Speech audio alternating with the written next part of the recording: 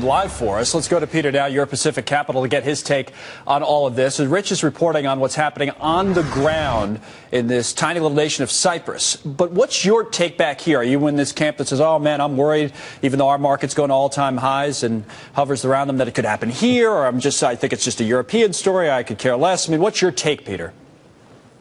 Well, I think people are ignoring the broader implications of what's going on here, and that, you know, the banks or the governments are realizing that they can't simply backstop all the losses, that the moral hazard is too great in that respect. We cannot have people operating under the pretense that no matter where they put their money, right, no matter how recklessly banks act with that money, that they're going to be protected. You think twice about it after seeing something like this. Yield without any regard to how much risks banks are taking in pursuit of those yields. Sure, people may be naturally watching this and start to think, well, but then you start to make actual comparisons between, say, what happens over there and what we deal with in our system here. And I think it's worth pointing out the differences, as well as, you know, others bringing up the issue that, you know, our money's not safe for something like that. There aren't real differences. There's similarities and there's size. For example, Cyprus doesn't have its own currency, right? So Cyprus doesn't have its own currency. We do. They don't have their own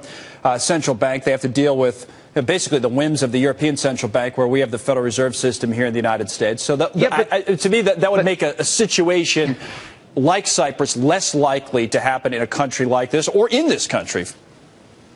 Well, no, it may mean that we're less likely to do the right thing and to print money instead. Right, but it ultimately means that people who have money on deposit in U.S. banks are going to lose even more of their purchasing power than people who had money on deposit at Cypriot banks. Because if we have the attitude that it doesn't matter, that our banks can make all the dumb loans they want because the Federal Reserve will always print money to bail out their depositors, at the end, you might get your money back, but you're not going to get your purchasing power back because the value of the dollar will have plunged, and you'll have a bank account full of worthless money.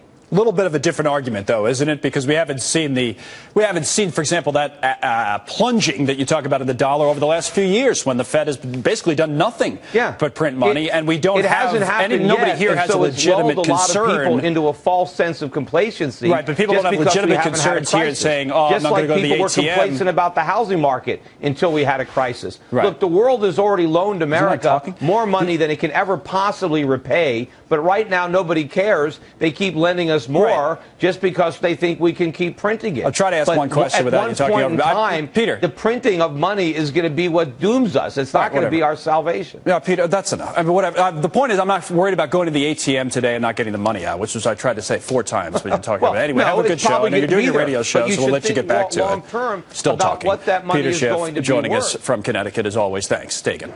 God. Well, speaking of home.